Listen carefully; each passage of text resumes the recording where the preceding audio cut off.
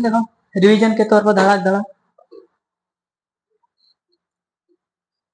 सक्रियता श्रेणी याद बा। सक्रियता श्रेणी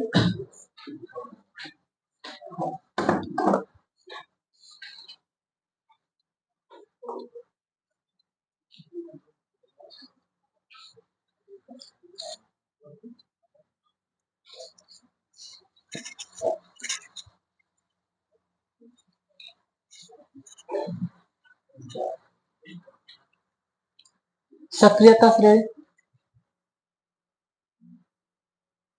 हमारे ख्याल से पोटेशियम, सोडियम, मैग्नीशियम, इसके बाद कैल्शियम, एल्युमिनियम, जिंक, फेरम,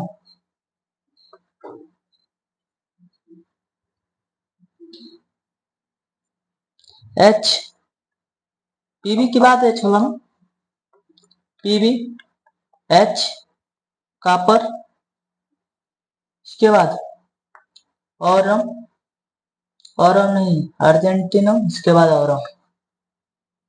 सही है, याद है किसी को? 10 का किताब है याद बा? मेरे ख्याल से सही हो। पहला क्वेश्चन क्या होता है? निम्नलिखित धातुओं के उस क्रम में व्यवस्थित कीजिए जो एक दूसरे को लौड़ों में विलयनों से प्रतिस्थापित कर दें। तो मेरे ख्याल से सबसे पहले इसमें देख लीजिए, सबसे पहले मैग्नीशियम है, उसके बाद एल्युमिनियम, उसके बाद जिंक है, उसके बाद फेरम है। ऊपर वाला प्रतिस्थापित करता चला जाएगा नीचे वाले को। समय से आया करिए। ये सारणी से भी देख सकते हैं, यहाँ ले लीजिए, सारणी से भी 3.1 वाला जो सारणी है,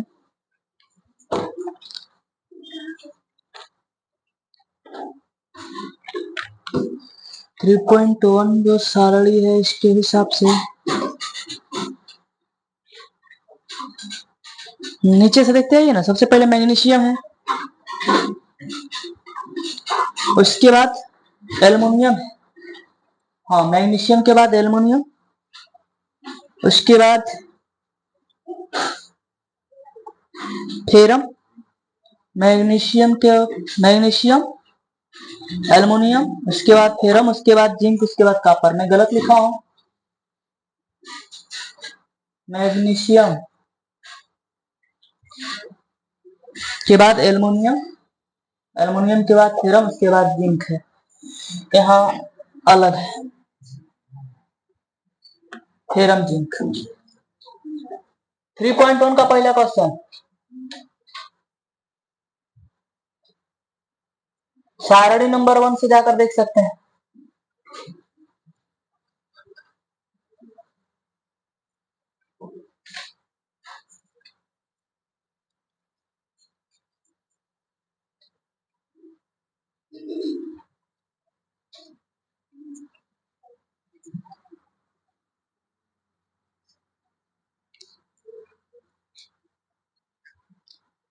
है प्रतिस्थापन करने का मतलब उसका ऑक्सीकरण क्षमता ज्यादा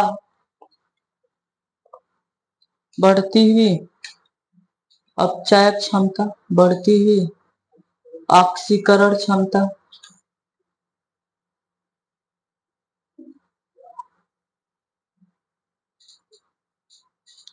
सही नहीं, यही सही है।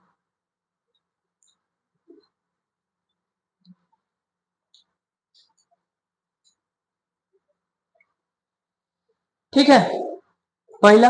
दूसरा देख लो, दूसरा नीचे दिए गए मानक इलेक्ट्रॉन विभव के आधार पर धातुओं की बढ़ती अपचायक क्षमता के क्रम में लिखिए। अपचायक का मतलब क्या होता है? अपचायक का मतलब इलेक्ट्रॉन ग्रहण करना या इलेक्ट्रॉन दे देना। पहले अपचयन क्या होता है? इलेक्ट्रॉन ग्रहण करना, इलेक्ट्रॉन ग्रहण करना। तो अच्छा अपचायक वही होगा जो तेजी से उसे इलेक्ट्रॉन दे दे, तभी तो अपचयन होगा, ग्रहण करेगा। बात समझ में आ रहा है? तो तेजी से इलेक्ट्रॉन अपचायक क्षमता के हिसाब से ये तालिका का देख लो, तालिका देखो ध्यान से देखो, माइनस कितना है, माइनस 2.93 वोल्ट, एजी का 0.08 वोल्ट। यहां से तालिका से ही लगेगा ये। बढ़ती हुई अपचायक क्षमता के क्रम में व्यवस्थित करना है, कर लेंगे ना। अपचायक क्षमता सबसे ऊपर पहले क्या रहा है,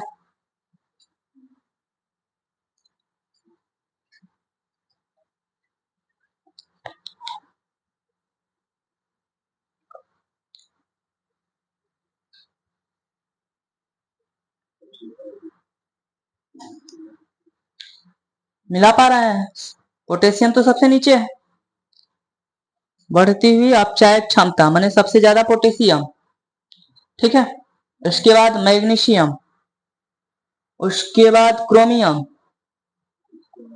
हाँ उसके बाद क्रोमियम के बाद Hg, और सिल्वर में देखिए कौन जो पहले है, Hg ऊपर है तो सिल्वर पहले हो जाएगा, ठीक है। उसके बाद Hg, मतलब सबसे पहले पोटेशियम, उसके बाद मैग्नीशियम, उसके बाद क्रोमियम, उसके बाद सिल्वर, उसके बाद हाँ Hg। तो किसी को डाउट समझ में आ रहा है ना। नेक्स्ट तीसरा कर रहा है, उस ग्लैनी सेल को दर्शाइए जिसमें निम्नलिखित अभिक्रिया होती है। अभिक्रिया क्या है,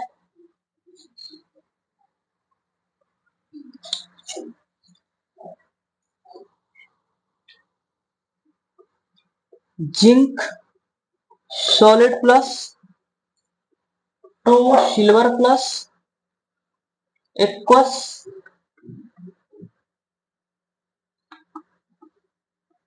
zinc 2 plus aqueous plus 2 Ag solid.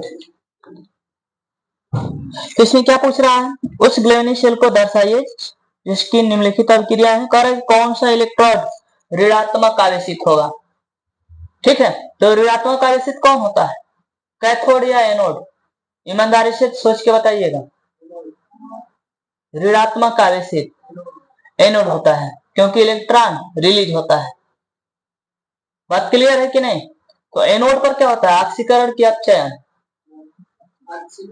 ऑक्सीकरण, क्लियर है। ऑक्सीकरण इसमें से किसका हो रहा है, मेरे ख्याल से जिंक सॉलिड कन्वर्ट हो रहा है, जिंक 2 पॉजिटिव प्लस 2 इलेक्ट्रॉन, यही ऋणात्मक आवेश होगा।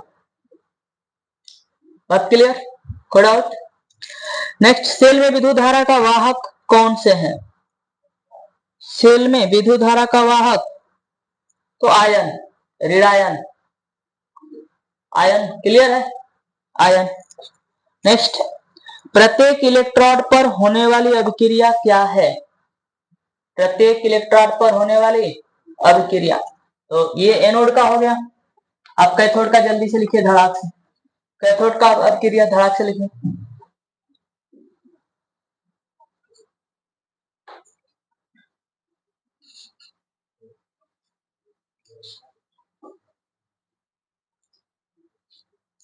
रिवीजन करा देना, ऐसे जरूरी है रिवीजन। इसके बाद तो इस पार्ट का बस 2 चैप्टर बचा है, अगला पार्ट मेरे लिए 2 महीने का है।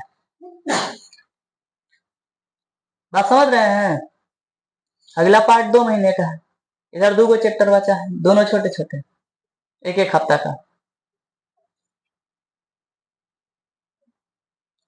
केमिस्ट्री इस बार आउट ऑफ आउट आना चाहिए, दवा के मेहनत करिए।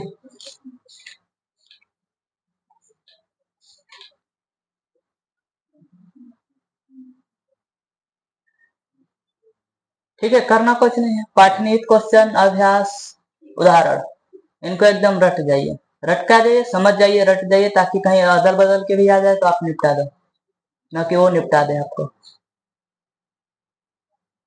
चलो कर लिए मेरे ख्याल से। Ag plus plus electron, Ag solid 2 times 2 times 2 times cathode, clear है। ऑक्सीकरण होगा कि अपचयन, अपचयन होगा, यहाँ ऑक्सीकरण। तीसरा खत्म, चौथा क्वेश्चन है कि निम्नलिखित अभिक्रियाओं के लिए ग्लेवेनी सेल का मानक सेल विभव परिकलित कीजिए। कर लेंगे। मानक सेल कुछ नहीं करना है चतुर्भुज, तो पता होना चाहिए ई नॉट बराबर ई नॉट सेल बराबर ई कैथोड माइनस ई एनोड। ठीक है, कुछ नहीं करना है, चुपचाप तालिका में जाइए, ढूंढिए कौन है। पहले क्रोमियम है, क्रोमियम का ऑक्सीकरण हो रहा है, ऑक्सीकरण होने का मतलब एनोड, और कैडमियम का अपचयन हो रहा है अर्थात कैथोड। तो कैडमियम वाले में से ये क्रोमियम वाले को घटा दो, हटाओ जल्दी से आंसर चेक करो, दोनों में जल्दी जल्दी करिए।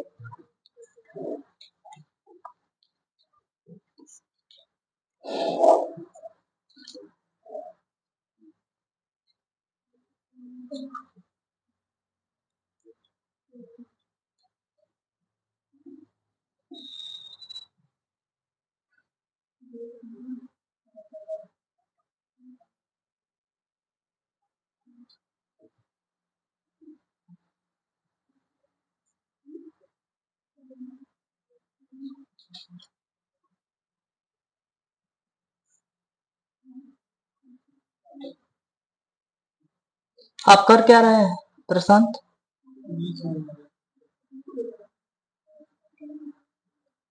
उधर तालिका में से ढूंढिए क्रोमियम और ये कैडमियम। तो क्रोमियम यहाँ रहा, कैडमियम ढूंढिए, इसी में कहीं होगा। कैडमियम नहीं है तो फिर कैसे लगेगा? कुछ दिया है, अभिक्रियाओं को ग्लेवेनी विभव से प्रकलित करिए। कैडमियम दिया होगा, हाँ तो उसको लिख लो, बता दो कितना है कैडमियम का, कितना है ई नॉट CD3 पॉजिटिव है। तो भाई पॉजिटिव पहले लिखा जाता है, फिर यहाँ पर क्या है 2 है ना, 2 है। हाँ कितना है बता दो, 0.40। ठीक है, क्रोमियम का दिया है ना, क्रोमियम 3 पॉजिटिव वाला देखना, 2 पॉजिटिव वाला नहीं, क्रोमियम 3 पॉजिटिव -74। ठीक है, ई नॉट Cr3 पॉजिटिव, Cr कितना दिया है -0.74। हमें चाहिए E not cell, E not cell, E not cell का मतलब E cathode minus E anode, E cathode minus E anode. E cathode कितना है, ये वाला कैथोड है ना, और ये एनोड है, तो 0.4 0 माइनस 0.74, दोनों को जोड़ दीजिए तो ये हो जाएगा 4 7 4 11 1.14 volt. Clear? No doubt? Answer आया?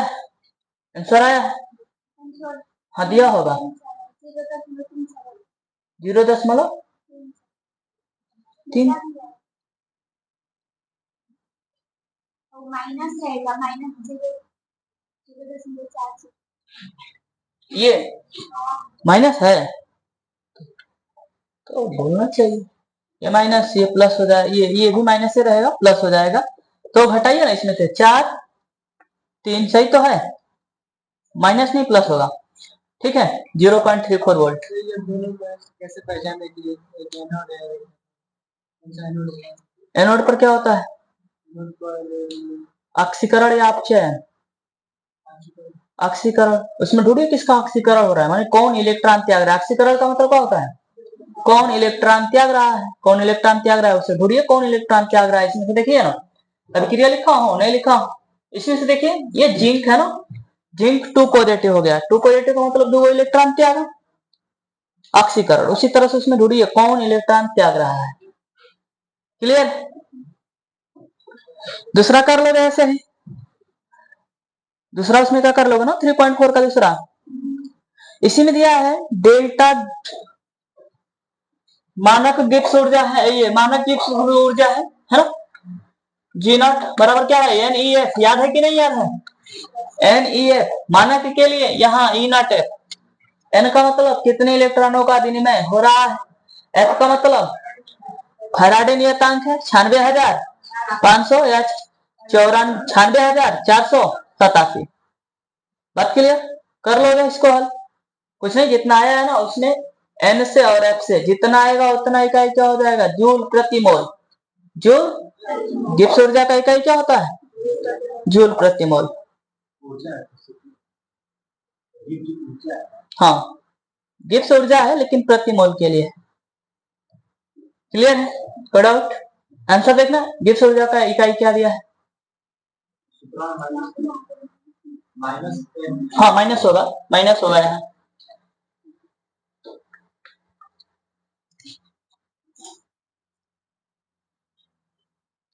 इकाई दिया, आंसर दिया है इसका।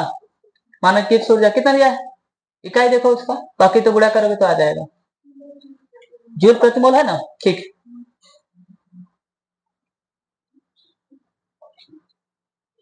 अनिकेत आप बताइए, जूल का विमीय सूत्र, कार्य का विमीय सूत्र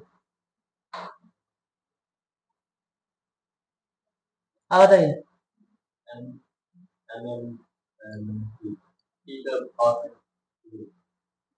ठीक, एम एल स्क्वायर टी के पावर -2। गिब्स ऊर्जा का इकाई क्या हो जाएगा,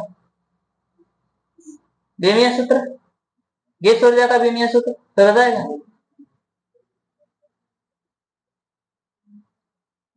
मोल की कोई विमीय नहीं होता है, विमीय सूत्र नहीं होता है, जो कार्य का होगा वही उसका भी होगा। ठीक है, एम एल स्क्वायर टी के पावर -2। कंफ्यूजन मत आइएगा, इसीलिए पूछ दिया हूं। बात क्लियर है। नेक्स्ट, पांचवा, चौथा का दूसरा कर लोगे ना रिवीजन।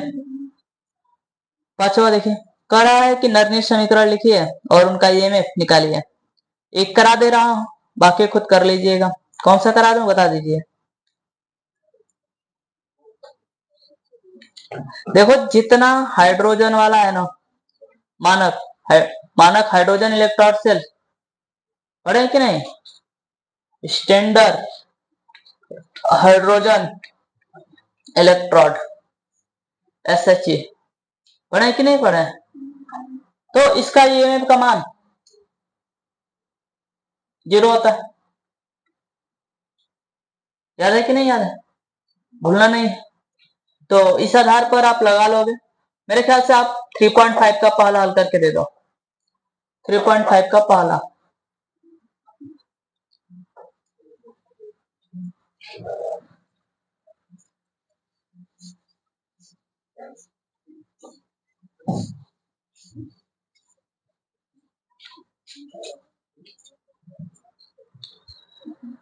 क्वेश्चन है Mg सॉलिड, Mg2 प्लस 0.01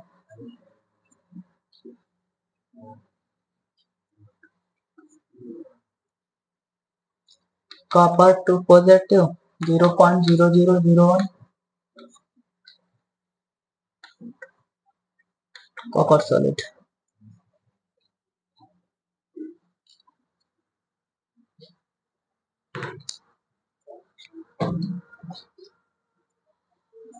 इसको क्या बोलते हैं, ये जो लिखा गया है, सेल का निरूपण। क्या बोलते हैं, सेल का निरूपण। ठीक है, तो सबसे पहले तुम काम करो, इसका एनोड की अभिक्रिया लिखो, फिर कैथोड की अभिक्रिया लिखो, फिर नर्नेट समीकरण लिखो, फिर उसके बाद ई नाट निकालो, ई नाट से फिर लगा लो, आराम से आ जाएगा। आसान है, स्टेप बाय स्टेप।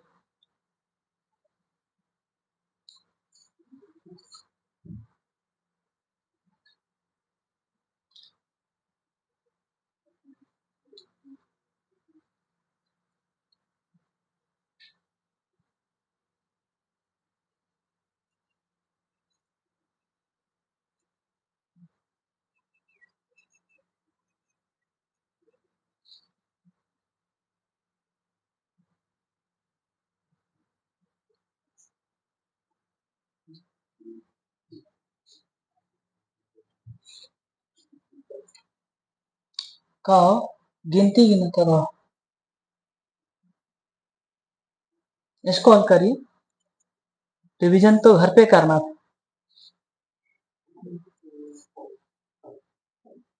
हम लोग छुट्टी में क्या किए? ड्रामा। अकेला अंक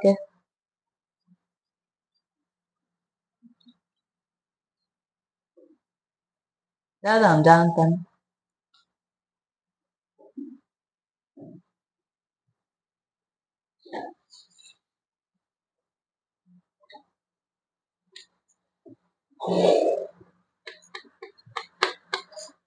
ये नोट का आपका हो जाएगा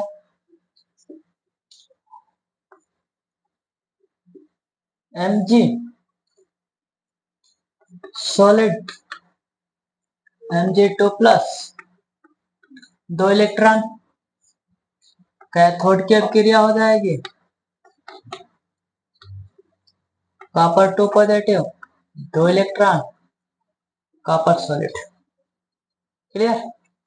निर्णित समीकरण अर्थात ई सेल बराबर E not cell minus R T upon n log cathode का एनोड अर्थात Mg2 प्लस बटा में कॉपर 2 प्लस का कंसेंट्रेशन। क्लियर? ये हल करके आपको पता है, इसी तरह लिख लीजिए या ई सेल बराबर ई नॉट सेल माइनस 0.059, ये नहीं रहेगा क्या? 0 रहेगा, सही है, बटा में 2 लॉग इसका Mg कंसेंट्रेशन कितना 0.001 बटा में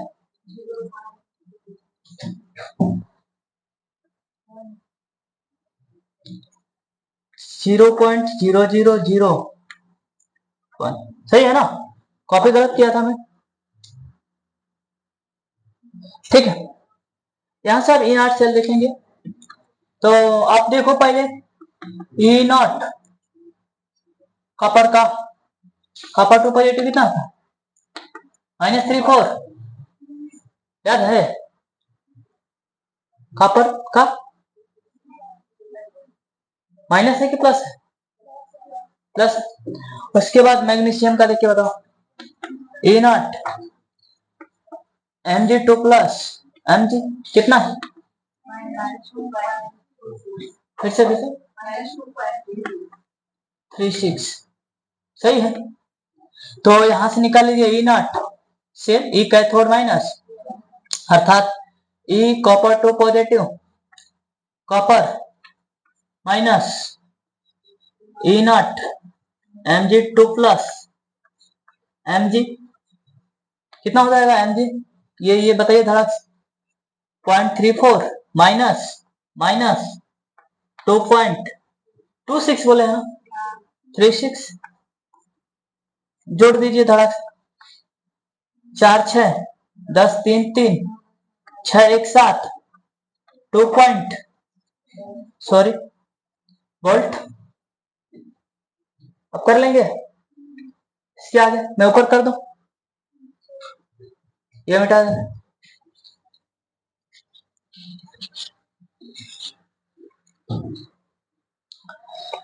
तो E cell equal to E not cell, E not cell कितना है 2.7 माइनस 0.059, इतना ही रहने दीजिए। 2 लॉग, ध्यान से देखिए 001 ये कट जाएगा, एगो बचेगा तो ये 10 हो जाएगा और लॉग 10 का मतलब 1 होता है, सिंपल सा। तो ये हो जाएगा 2.7, यहाँ लिख लीजिए लॉग 10 बराबर 1। कोष्टक में जरूर लिख लीजिएगा ताकि एग्जामिनर को पता चल जाए कि इसको आता है, हवा में नहीं। माइनस भाग दे दीजिए 0.0 4 9 दूना 18, बाकी घटा लीजिए, घटेगा कहाँ? अच्छा, बाकी घटा दीजिए, 0 0 5 सही है, गलत, 1 रख लीजिए, 1 यहां से घटाइए, फिर 9 में से 2 7, 7 में से 0 सॉरी 6 में से 0 6 वोल्ट आया होगा आंसर मेरे ख्याल से।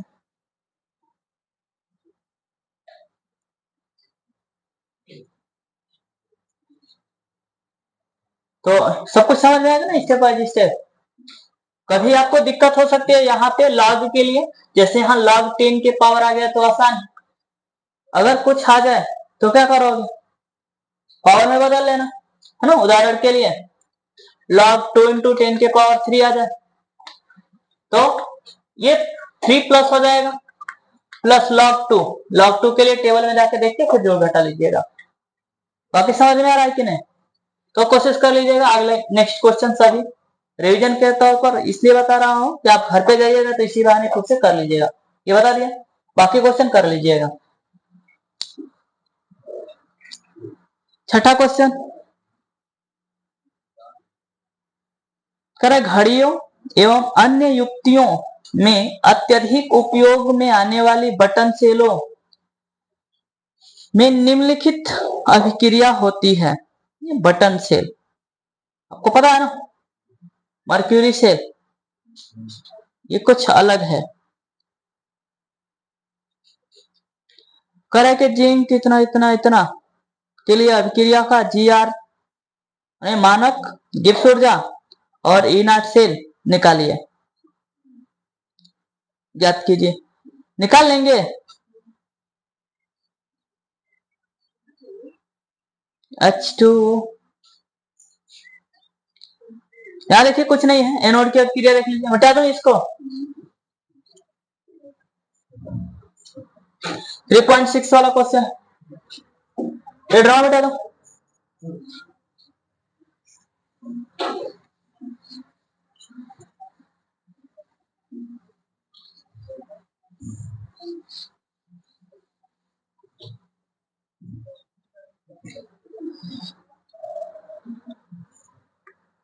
3.6 का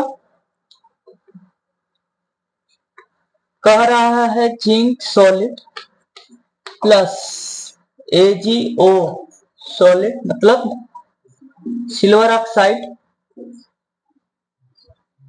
plus H2O liquid. H2O liquid की सांद्रता कितनी होगी कोई बताएगा? H2O लिक्विड की सांद्रता 2 times Ag plus OH hydroxide है।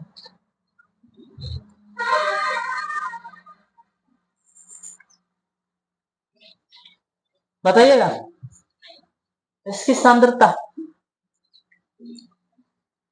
1 होगा। किसी भी लिक्विड का या सॉलिड का सांद्रता कितना होता है? 1 होता है। ये क्वेश्चन नहीं कराया हो कि आप पीछे छोड़ दिया गया है, तो यहां आप ध्यान से देखिए ना, मेरे ख्याल से जिंक सॉलिड इसमें चेंज हो रहा है, जिंक 2 प्लस 2 इलेक्ट्रॉन में, आसान है, ड्रामा नहीं है। क्या देखिए ये Ag2O का तात्पर्य है ये Ag प्लस 2 टाइम्स में है, समझ में आ रहा है, प्लस ऑक्सीजन नेगेटिव, दोगुना कर लीजिए तो ये 4 गुना और ये O2 सही है।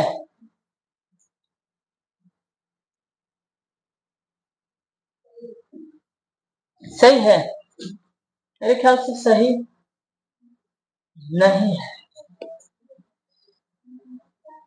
ऐसे ही रहने दीजिए, ठीक है। मतलब कुछ नहीं है, कहने का तात्पर्य है कि ये एनोड का काम कर रहा है, ये एनोड का काम कर रहा है। कैथोड में ध्यान से देखिए कि ये Ag प्लस इलेक्ट्रॉन लेकर Ag सॉलिड में चेंज हो रहा है। समझ में आ रहा है? Ag solid. तो बाकी ये लोग बाई प्रोडक्ट वाले हैं, इससे कोई मतलब नहीं। उधर हाइड्रोक्साइड बना, इनसे भी कोई मतलब नहीं है, बस इन लोगों से मतलब रखना। बात क्लियर? तो ये आपका कैथोड हो गया, ये एनोड हो गया। इनका मानक सेल निकालना है ई नॉट से। तो धड़ाक से देखिए ना, ई नॉट सेल बराबर ई कैथोड, कैथोड कौन है? Ag वाला। तो Ag plus Ag minus zinc है Zn2 प्लस Z, कोई डाउट? इसका देखिए बताइए धड़ाक। 0.40 माइनस की प्लस, देखो शायद लिखे थे ना अभी थोड़े, है 0 पॉइंट,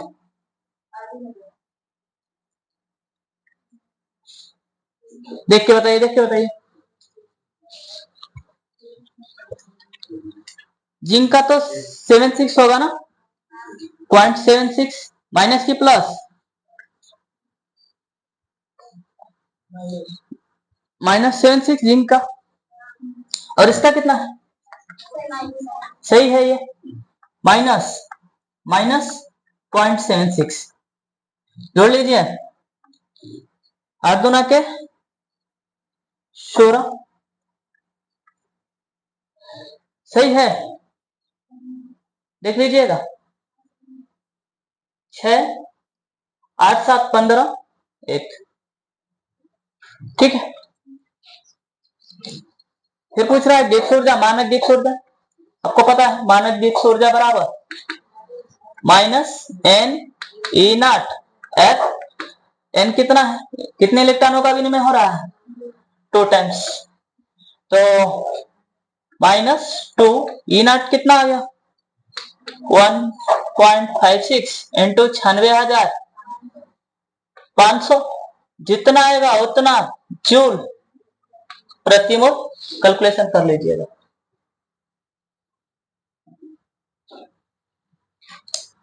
ठीक, अब तो समझ में आ रहा हो, पहले नहीं भी आया होगा, लेकिन अब मेरे ख्याल से आपको पूरा पूरा याद हो जाना चाहिए। ठीक है, कहीं भी किसी भी भीड़ में एकलौता दिखना चाहिए, नहीं दिखा कोर क्लासेस तो आदमी बना देंगे।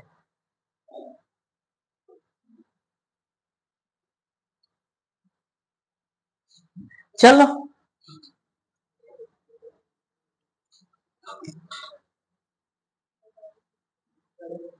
बाकी कर लीजिएगा।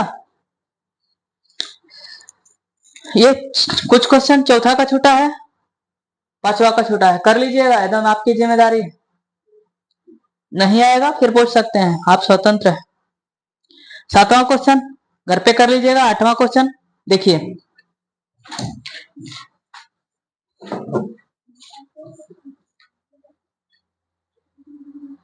ये मिटा सकता हो ना सोल्डे, समझ में आ रहा है?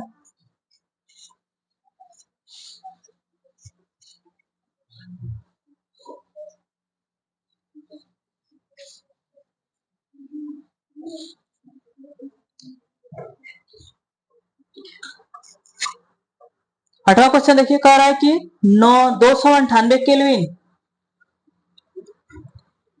298 केल्विन पर 0.20 मोलर KCl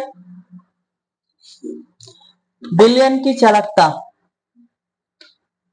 बिलियन की चालकता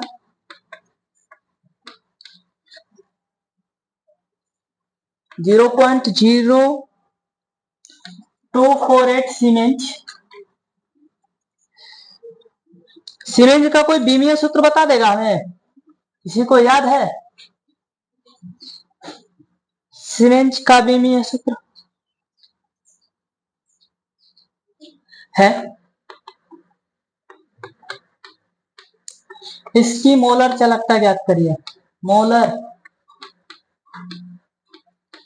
चालकता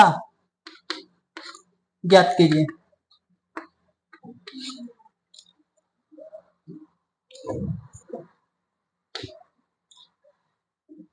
हल हो जाएगा।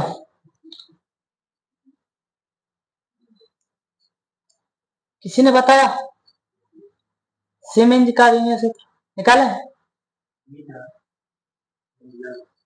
जितना जितना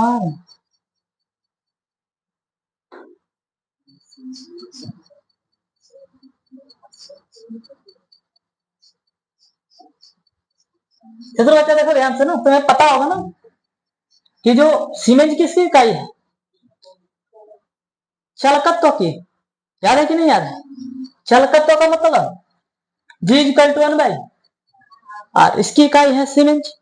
अब R का जो विमीय सूत्र होगा उसका टोटल का टोटल इनवर्स कर लेना। कर लोगे? आसान नहीं है, इतना हार्ड है क्या? R का हो जाएगा V/L, ठीक है। V का तुम्हें पता है ना, mLT के पावर -2 बटा में Q का 80 और फिर A ऊपर जाएगा तो यह हो जाएगा T के पावर -1 A के पावर -2, ये निकल रहा है R का, तो ये हो जाएगा mL² T के पावर -3 A के पावर -2। तो G का कितना हो जाएगा? G का कितना हो जाएगा विमीय सूत्र? -L के पावर -2 3 के पावर 3 और A के पावर +2। सही है कि नहीं है? में तो नहीं, चेक कर लीजिए किताब निकाल के फिजिक्स का। फिजिक्स का किताब है आपके पास? अरे आर का चेक कर लो ना, बाकी निकल जाएगा। ठीक है, आर का विमीय सूत्र चेक कर लो, उसका उल्टा तो सीन है, उल्टा सही है ना? -3, ये माइनस स्पष्ट होना चाहिए।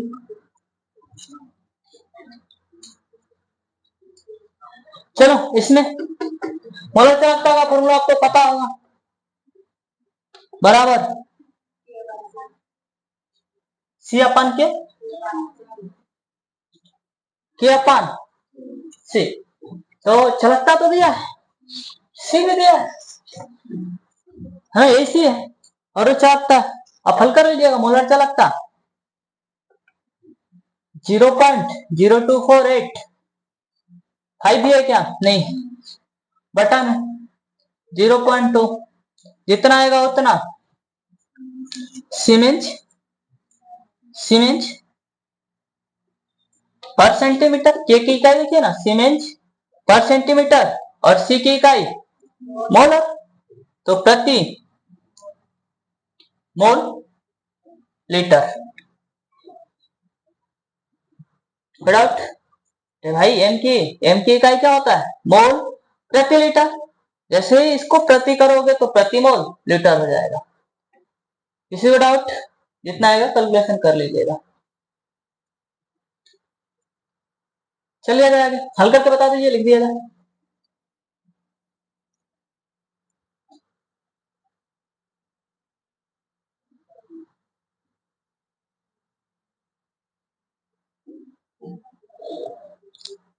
क्या है पर्सन? यो बहुत शांत बैठे हैं, चुपचाप हल करिए। हवा लग रहा है कि नहीं लग रहा है, पर ये बताइए, इसका जवाब लग रहा है ना?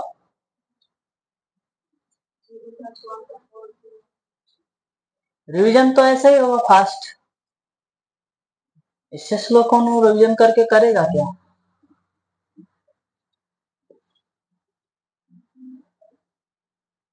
कितना आ गया? 0.24 सीमेंस पर सेंटीमीटर पर मोल लीटर।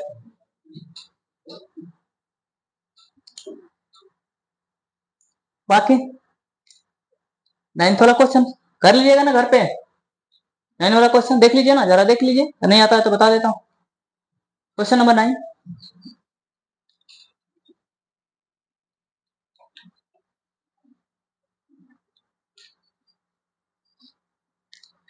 वह 298 केल्विन पर चालकता सेल जिसका मोलरता कितना है 0.001 बिलियन का प्रतिरोध 1500 ओम है। यदि 0.001 एम केसीएल बिलियन की चालकता 298 केल्विन पर इतना है तो सेल स्थिरांक ज्ञात करो। सेल स्थिरांक तुम्हें पता है, इसे मिटाओ क्या?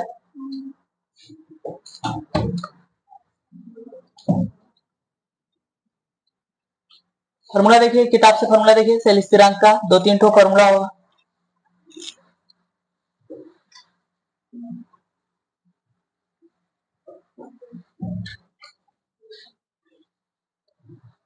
एगो है ना जी, यही सेल स्थिरांक है ना, जी star into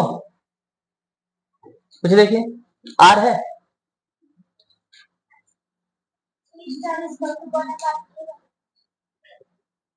ji star is equal to 1/L/A होगा, तो L/A ये ठीक है। और भी देखो रिलेशन, ये L है 1 नहीं है,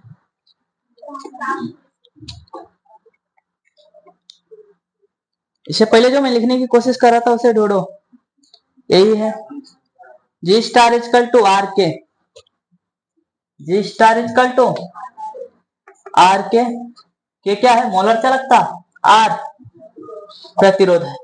ठीक है, तो क्वेश्चन हो जाएगा कि नहीं?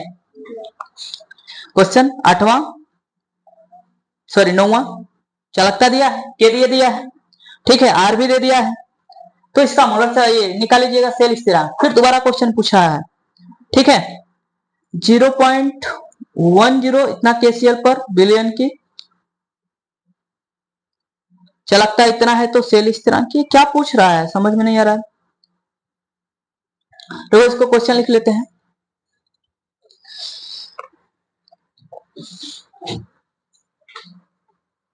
दो सौ 98 केल्विन पर एक चालकता से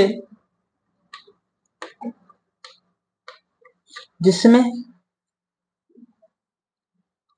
0.001 एम केसीएल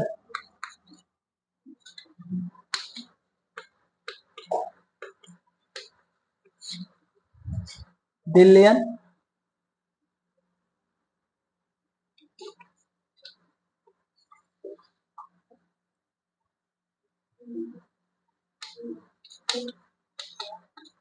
का प्रतिरोध 1500 ओम है, यदि 0.001 एम केसीएल विलियन की चालकता, ये दोनों की सांद्रताएं अलग अलग है, सेम है, सेम है, वोट वोट का क्वेश्चन बढ़ाया है, बिलियन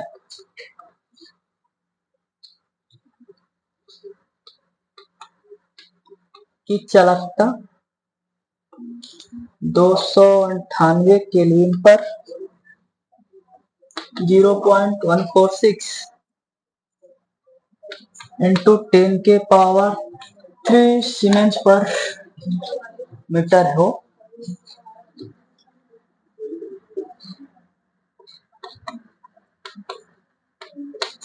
तो सेल स्थिरांक ज्ञात कीजिए।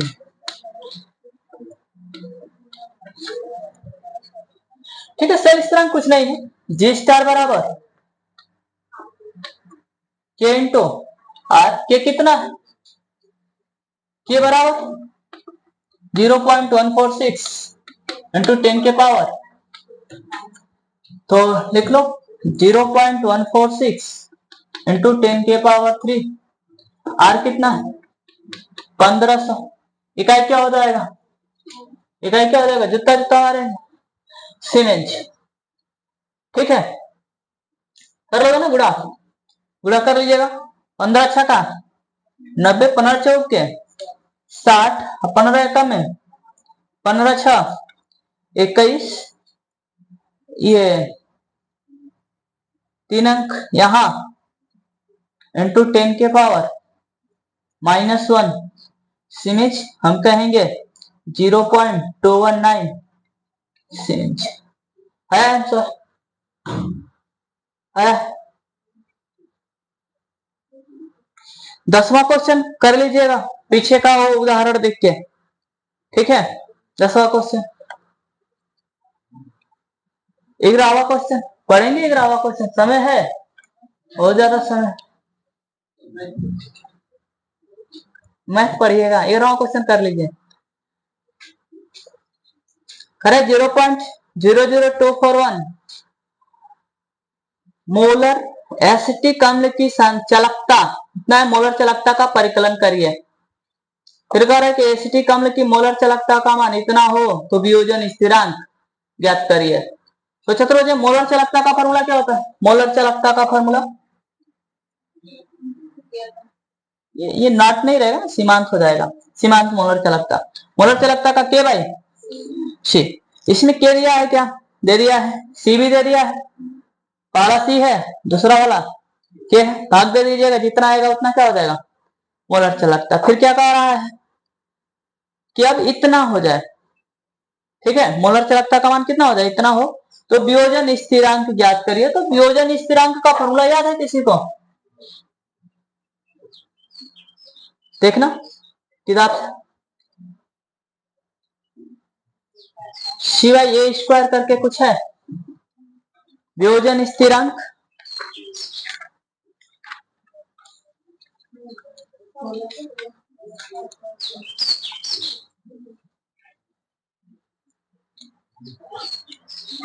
मोलर चालकता बटा में सीमांत मोलर चालकता, याद है? तो वियोजन स्थिरांक पूछ रहा है ना, C alpha square 1 minus alpha हो जाएगा। सीमांत मोलर चालकता दे ही दिया है, वियोजन क्या पूछ रहा है? स्थिरांक पूछ रहा है। सिंपल है, देखिए पहले आप ये क्या है, वियोजन की मात्रा, ठीक है, आप निकालिएगा। ए दे दिया है ना, सीमांत मोलर चालकता दिया नहीं है, अभी निकालोगे। सीमांत मोलर चालकता दे दिया है, भाग दे दोगे। और उसके बाद आपसे पूछ रहा है सीमांत मोलर चालकता अर्थात के ए, ठीक है।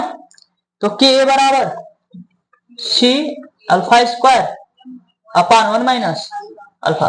तो अल्फा यहां से निकाल ले रहे हैं, सी दे दिया है ऊपर सबसे पहला, बात क्लियर? सी दिया है, हाँ ऊपर सी दिया है। हल कर लेंगे कि नहीं कर लेंगे? कर लीजिएगा, छोड़िएगा मत घर जाके, साफ साफ बता रहे हैं। मेरे साथ मेहनत कर लीजिए, आपका केमिस्ट्री पूरा तैयार हो जाएगा, ठीक है। घर पे पढ़िए दवा के, रात अपनी। कुछ लोग कहते हैं बहुत ज्यादा काम करते हैं, ठीक है, और मैं बताता हूं कि जो काम होता है वो आसानी से नहीं होता है। आज का ठाट क्या है? आज का ठाट यही है कि काम अगर आसान होता या कोई भी उपलब्धि है या सफलता आसानी से मिलनी होती तो सभी लोग सम्राट होते हैं। चुपचाप मेहनत करिए, बाकी तो रिजल्ट अपने आप आएगा। 12वां क्वेश्चन कर लेंगे। निम्नलिखित अपचयन के लिए कितने आवेश की आवश्यकता होगी? 12वां क्वेश्चन हो जाएगा, कर लीजिएगा। ये 1 मोल, ठीक है, 1 मिनट मिटा दो ये ड्रामा।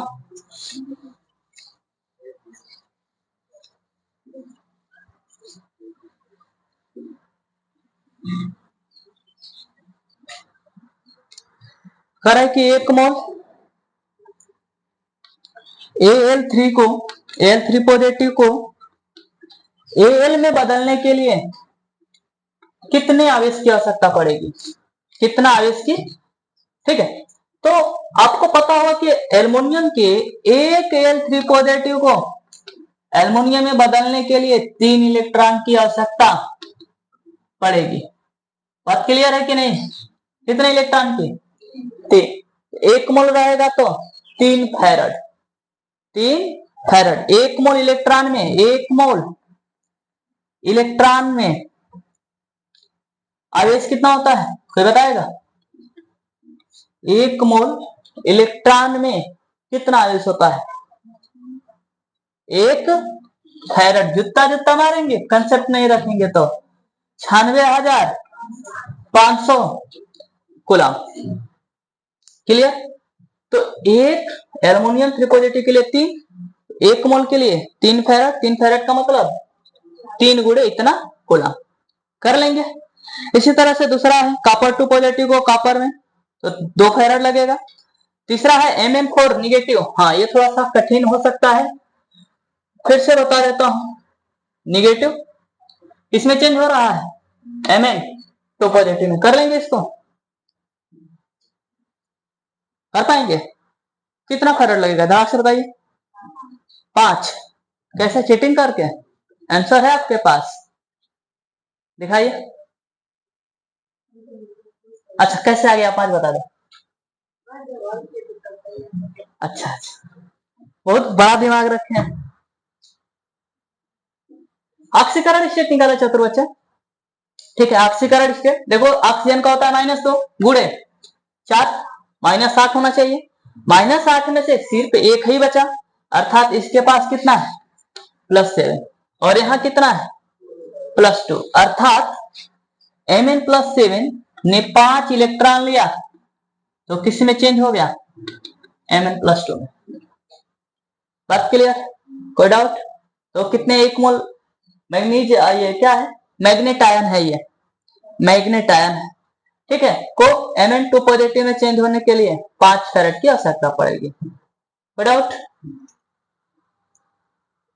बाकी 13, 14, 15, 16, 17 कोशिश करिए, कर लेंगे, नहीं तो अगले क्लास में करा देंगे। ठीक है, थोड़ा सा और समय मिलता खत्म हो जाता, लेकिन हम मैथ पढ़ेंगे।